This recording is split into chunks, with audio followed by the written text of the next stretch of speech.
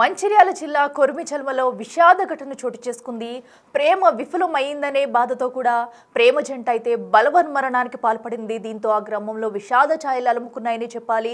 So ఏదైతే ఇద్దరు ప్రేమికులు కూడా తమ ప్రేమ విఫలం కావడంతో ఇద్దరు బలవన్మరణానికి పాల్పడ్డారు. దీంతో ఇరు కుటుంబంలో విషాద ఛాయలు అలుముకున్నాయి.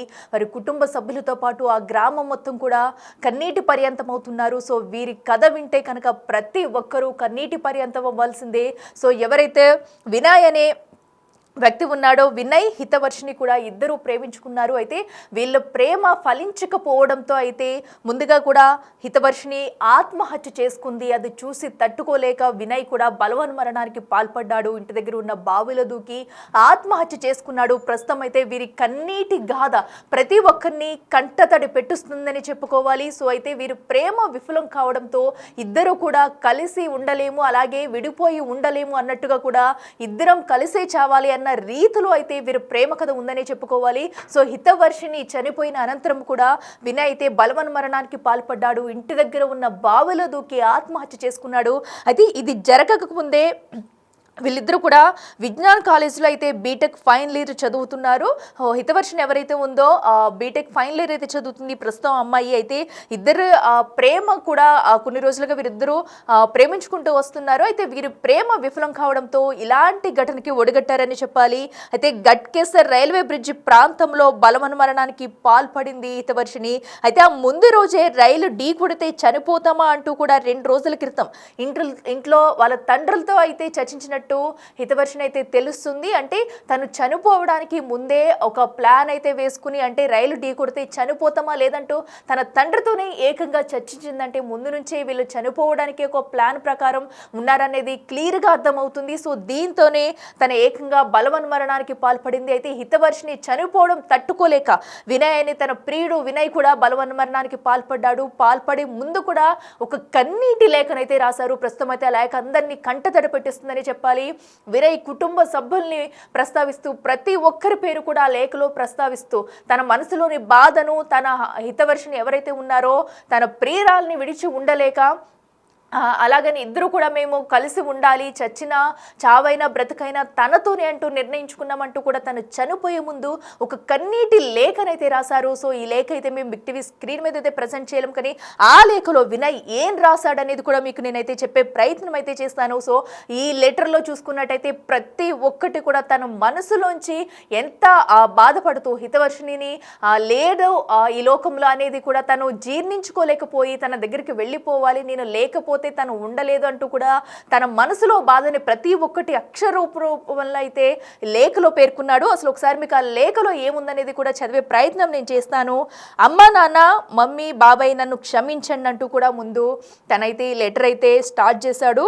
నేను నా హనవ్వ లేనిదే బ్రతకలను. హనవ్ అంటే హితవర్షిని ఎవరైతే ఉందో తనని అటు ముద్దుగా కూడా హని అంటూ పిలుచుకునేవాడంట, హనవ్వ అంటూ. సో ఆ పేరునే ప్రస్తావిస్తూ అయితే ఈ లెటర్లో రాసుకొచ్చాడు ప్రస్తుతం అయితే.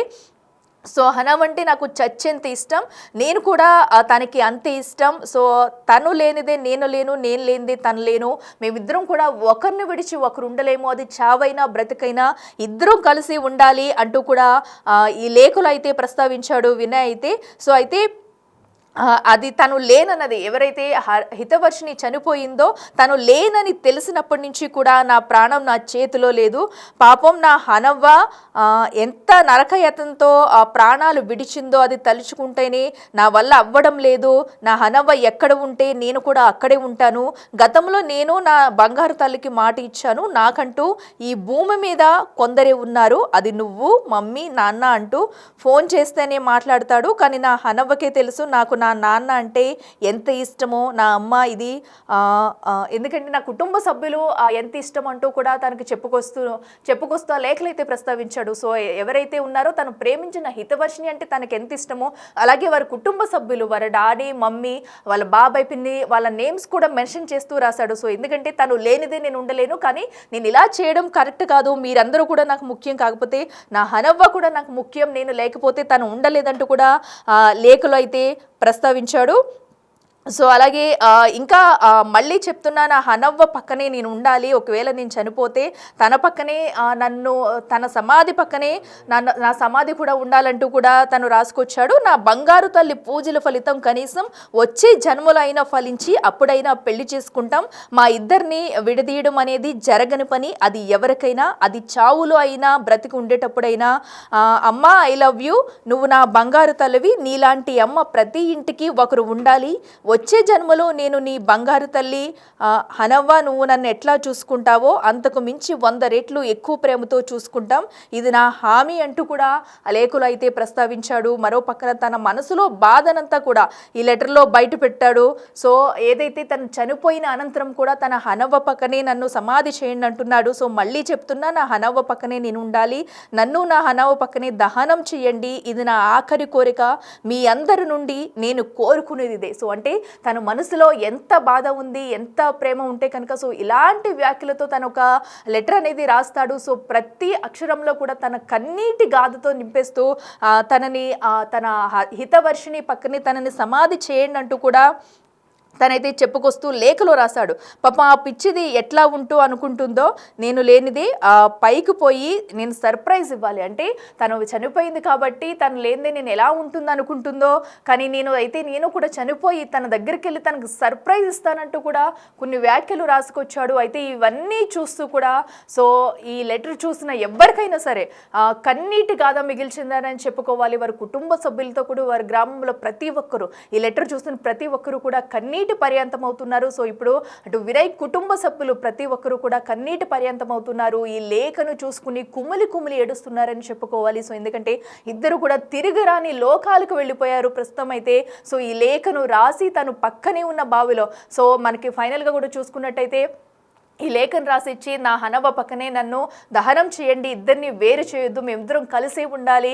ఇట్లా మీ అందరికీ నేను ఇలా చేయడం కరెక్ట్ కాదని నాకు తెలుసు, కానీ నా హనవ్వని విడిచి నేను ఉండలేను, మళ్ళీ వచ్చే జన్మంటూ ఉంటూ మీకే పుడతానంటూ కూడా వాళ్ళ పేరెంట్స్ని ఉద్దేశించి రాసిన లేఖ అయితే ఇప్పుడు ప్రతి ఒక్కరిని కంటతడి పెట్టిస్తుంది.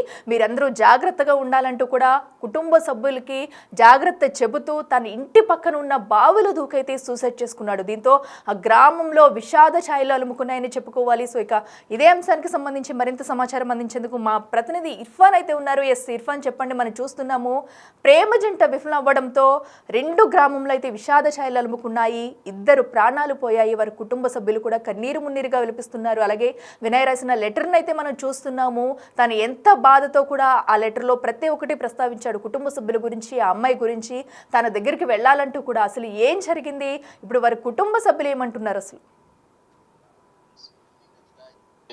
హృదయాన్ని కలిచి వేసేటటువంటి సంఘటన ఇది మంచిర్యాల జిల్లా దండేపల్లి మండలం కొరుమిచెల్మ గ్రామంలో చోటు చేసుకుంది. అయితే ప్రేమ విఫలమైందని చెప్పేసి ఇద్దరు ప్రేమికులు ఆత్మహత్య చేసుకున్నటువంటి విషాదకర సంఘటన చోటు చేసుకుంది. ఇటు హైదరాబాద్ లో రైలు కింద పడి ప్రియురాలు హితవర్షిని ఆత్మహత్య చేసుకోగా, ప్రియురాలు ఇక లేదు అని మరణ వార్త తెలిసి వ్యవసాయ బావిలో పడి ప్రియుడు వినయ్ కూడా ఆత్మహత్య చేసుకున్నటువంటి విషాదకరమైన సంఘటన చోటు చేసుకుంది. అయితే దండేపల్లి మండలం రాజంపేట గ్రామానికి చెందిన వెనంక వినయ్ అనే 27 ఏళ్ల యువకుడు పాత కొమ్ముగూడెం గ్రామ శివారులో గల వ్యవసాయ బావిలో పడి మృతి చెందిన సంఘటన చోటు చేసుకుంది. అయితే వినయ్ హైదరాబాద్ లో తన ప్రియురాలు మృతి చెందడంతో మనస్తాపం చెంది తాను లేనిదే ఇక తాను బ్రతకలేనంటూ లెటర్ రాసి కూడా ఆ బావిలో దూకి ఆత్మహత్య చేసుకున్నటువంటి పరిస్థితి ఉంది. అయితే ఇప్పుడు తను రాసిన లెటర్ కూడా చదివిన ప్రతి ఒక్కరిని కూడా కంటతడి పెట్టిస్తున్నటువంటి పరిస్థితి ఉంది.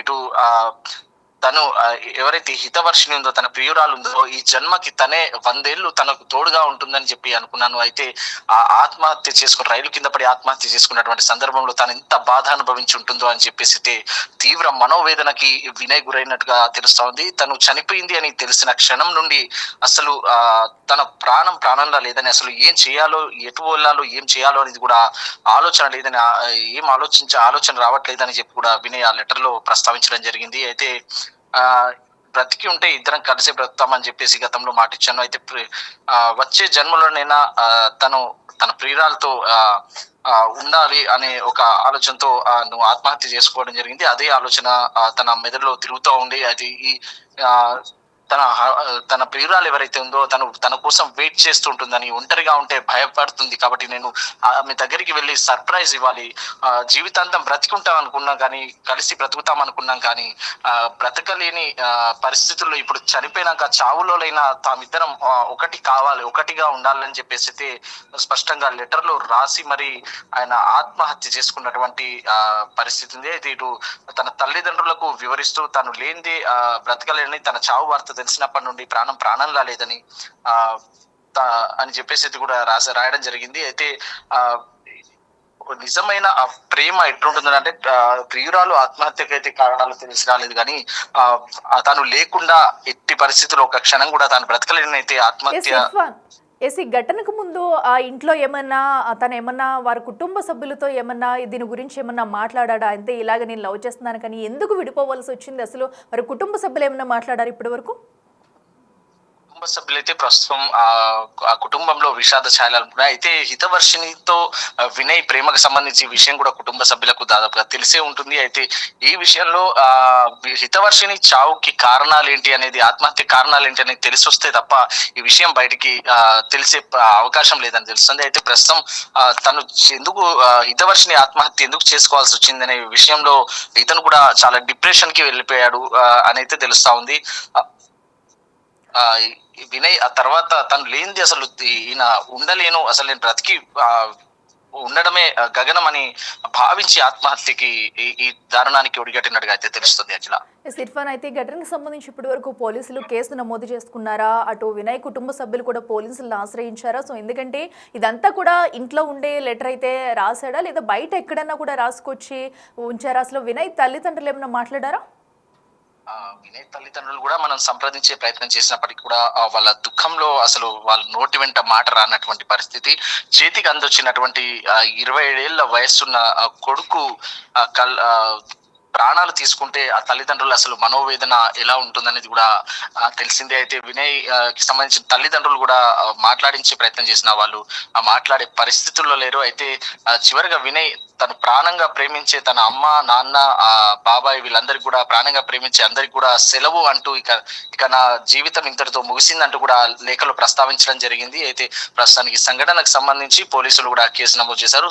స్వయంగా వినయే మరణ వాంగ్మూలాన్ని రాసుకొని మరీ ఆత్మహత్య చేసుకున్నారు కాబట్టి ఈ లెటర్ ఆధారంగా పోలీసులు అయితే కేసు నమోదు చేసి దర్యాప్తు చేస్తున్నటువంటి పరిస్థితి ఉంది.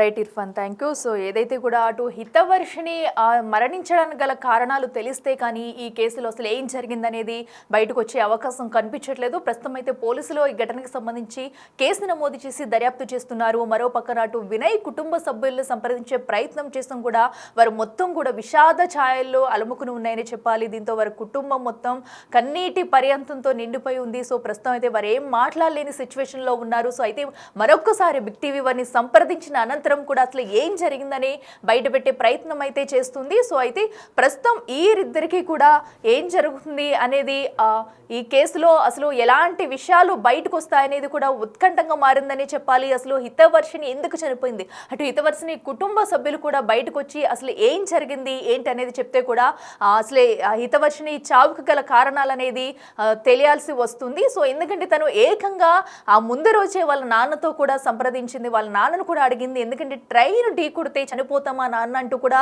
వాళ్ళ నాన్నతో ఇది ఒక మాట్లాడినట్టు కూడా తెలుస్తుంది. అయితే అనంతరమే ఏదైతే గట్కేసర్ రైల్వే బ్రిడ్జ్ దగ్గర అయితే తను చనిపోయిన ఘోర విషాద ఘటన చోటు చేసుకుంది. దీంతో తను ముందుగానే ప్రీ ప్లాన్ గా ఉందా, లేదంటే వీరిద్దరూ కూడా వీళ్ళ ప్రేమకి అడ్డు చెప్పడం వల్ల చనిపోయారా, లేదంటే ఇంకేమన్నా జరిగిందా అనే ఉత్కంఠ అయితే నెలకొంది. సో పోలీసులు ఈ ఘటనకు సంబంధించి దర్యాప్తు చేసిన అనంతరం విషయాలు వెల్లడిస్తే కానీ అసలు ఏం జరిగిందనేది కూడా తెలిసేలా లేదు. ఇరు కుటుంబ సభ్యులు కూడా బయటకు వచ్చి అసలు హితవర్షిని చావుకు కారణం ఏంటి, ఆ ముందు రోజు ఇంట్లో ఏం జరిగింది, అసలు మరి కుటుంబ సభ్యులతో ఏం విషయాలు మాట్లాడింది అనేది కూడా ఉత్కంఠగా మారింది. ప్రస్తుతం అయితే ఏదైతే వినయ్ రాసిన లెటర్ ఉందో ఆ లెటర్ ఆధారంగా పోలీసులు అయితే దర్యాప్తు సాగిస్తున్నారు. సుమారుగా 3-4 పేజీల లెటర్ని అయితే వినయ్ రాశారు. ప్రస్తుతం ఆ లెటర్ ఆధారంగానే తన కన్నీటి గాథను మొత్తం కూడా ఆ లెటర్లో పంచుకున్నాడు. కుటుంబ సభ్యుల్ని విడిచిపోతూ తను ఎంత బాధ అనుభవిస్తున్నాడో, తన ప్రియురాలు దగ్గరికి వెళ్ళిపోవాలి అనే బాధను కూడా రెండూ చూపిస్తూ ఆ లెటర్లో అయితే తనైతే బలవన్మరణానికి పాల్పడ్డాడు, పక్కనే ఉన్న వ్యవసాయ బావిలో దూకి